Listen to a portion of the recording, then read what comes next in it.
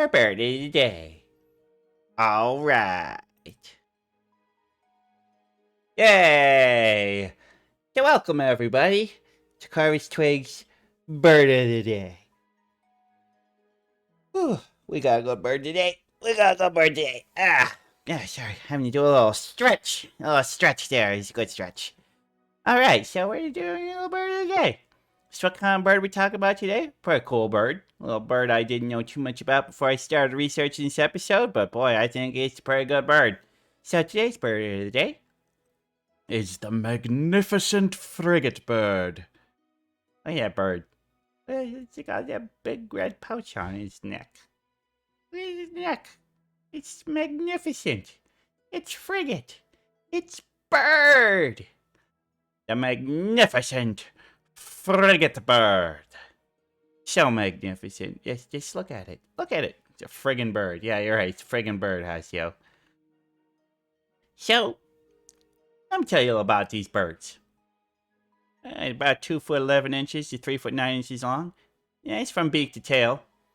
So you can see that not a super long bird, not a super big bird, but that wingspan, woof, that's a long wingspan. Up to 8 foot wingspan.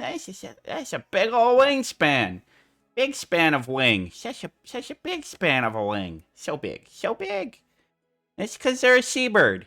One of the seabirds that kind of similar to the albatross, they spend a lot of time up in the air. It's what they do. And, yeah, so they don't even weigh too much. 2.6 to 3.5 pounds, which is actually kind of on the lighter side for a bird of their size. So, yeah, light bird, big wings, means soaring through the air for long, long periods of time. It's what they do. It is what they do. And these fellas here, they'll live about 14 years on average. Yeah, it seems to be a good lifespan. And, oldest one that was ever in captivity lived to 19 years old. So, decently lived bird. Decently lived. And, look at that neck. Oh my god. It's unbelievable. So as you can see here, their territory, they like the warm tropical waters around the coast and stuff. It's kind of weird. You see that they are mostly hanging around Mexico and the Caribbean, or on the east side of South America, a little bit on the west and both sides of Central America, kind of interesting areas. But then they've also been spotted flying all the way over to the east coast of Africa, or the west coast of Africa. So that's kind of interesting. Well, hanging out there. Well, just kind of hanging out there. Yeah, interesting. They are in a family called the Frigatade. There's the frigate birds, and all the birds are in the same family, are in the same genus, and it's like 5 species. They're all pretty similar. But this is the most common one, most often seen one. Now, let me tell you about these guys. They're referred to as pirate birds. Well, for one, they're black and red, so you kind of got that pirate theme of their looks going on them. But one of their main hunting strategy is to find fish that other birds have caught and steal it. You go up to another bird and be like, "Needs my fish." They've also been known to land on fishing vessels and just be like, "Oh, there's some nice fish you got here. Can I have some? I'm just gonna take some, okay? I'm just gonna take some. I'm not gonna ask. I'm just gonna take this fish. Let me just take this fish. It's good fish. Can I have this fish? This is my fish. Oh, you caught a fish? No, you caught me a fish. Thank you. I'll take that fish. Take that tasty fish." They are carnivores. Their diet consists pretty much entirely of fish. That's what they do. They eat the fish. I mean, sometimes they'll catch their own fish, but they really prefer to let somebody else do all the work. I mean, come on. Like I said, because they got those big old wingspans and aren't too heavy. They like the albatross, can fly for days in a row and soar for long periods of time without ever flapping their wings. They just stick them out straight and let the wind do its job. Gliding through the air with just some minor adjustments. It's a pretty neat strategy. Pretty neat. Now, that's the thing. These birds are of a decent size. And, pretty much all the other birds that are in their territory are, also fish eaters.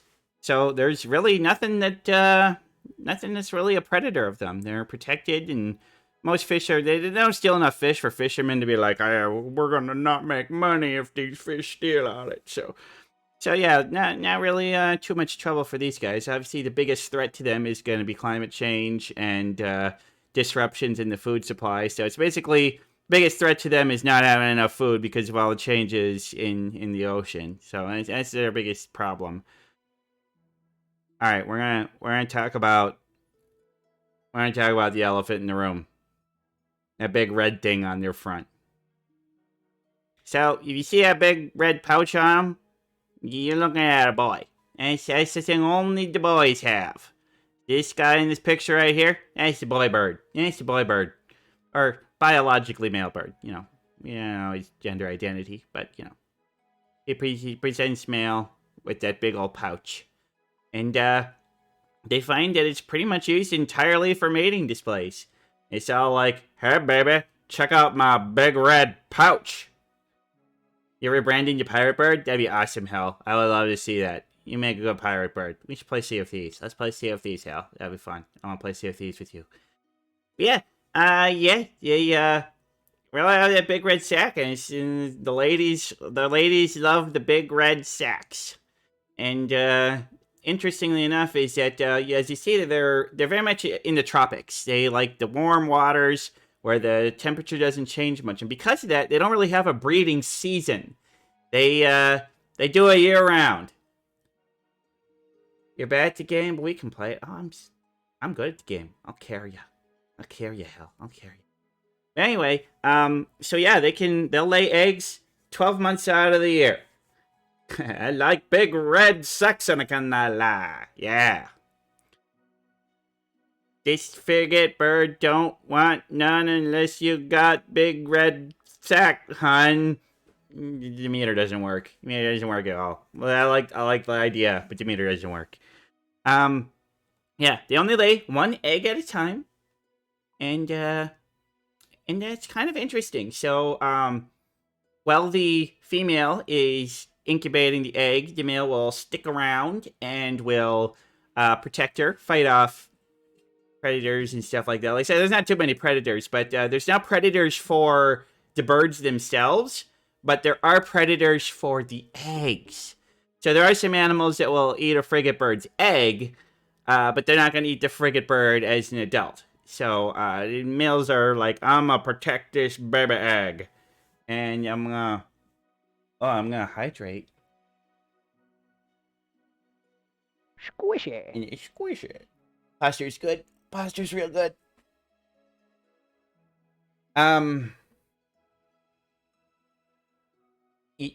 Read that most bird species do not have penises. Is this why the males evolved to peacocking for mates? It's part of the reason.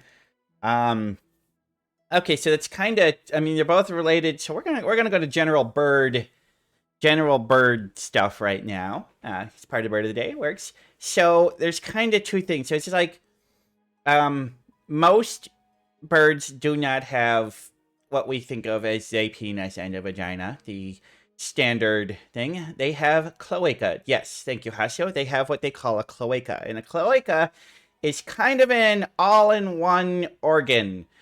It is where they release their waste and is also how they impregnate. And so the shape of the cloaca is a little different on a male and a female. Basically, they rub their cloacas together.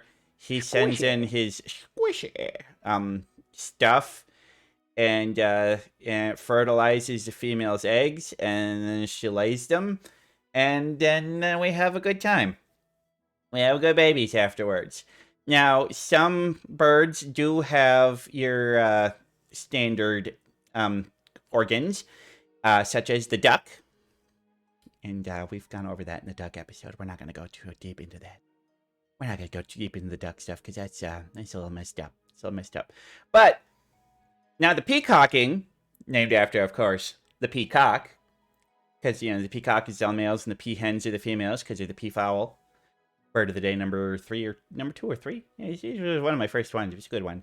Now, that just kind of has to do with the presenting has nothing to do because ducks do it because you know it's like the mallard ducks. The males have the bright colors compared to the pretty brown females, and that really just has to do with basically the more food a bird eats and the better healthy they are, the brighter their feathers are, and it's basically brighter colors, better display means healthier. And so if the female sees someone that looks brighter and healthier and chooses to mate with him, she knows that her offspring will be more healthy and more likely to be strong and grow up. And so it's basically the whole thing of, just trying to have the strongest genes move forward. She wants to have the strongest baby. So even though they're both related to mating, whether they use a cloaca or otherwise is pretty much independent of whether they're the bird species. Because, yeah, it's kind of interesting because a lot of bird species don't do stuff like that.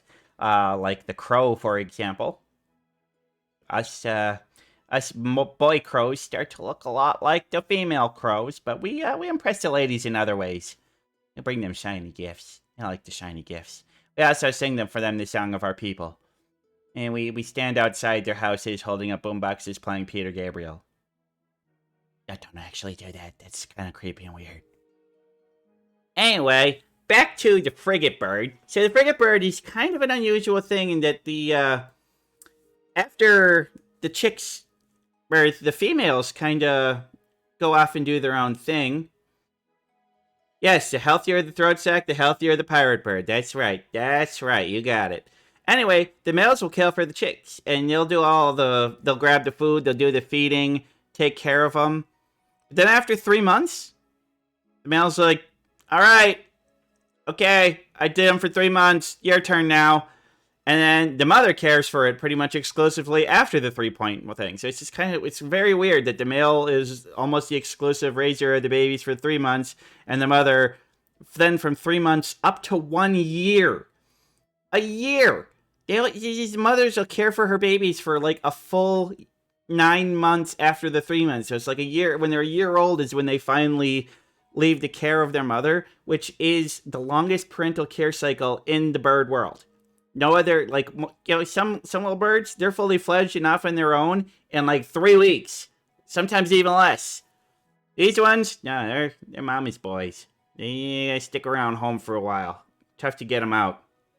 Probably because they get the pirate insurance. You can use it for a year old or something. I don't know. But they stick around for a long time. It's unusual, but it's how they do. It's neat. I like it.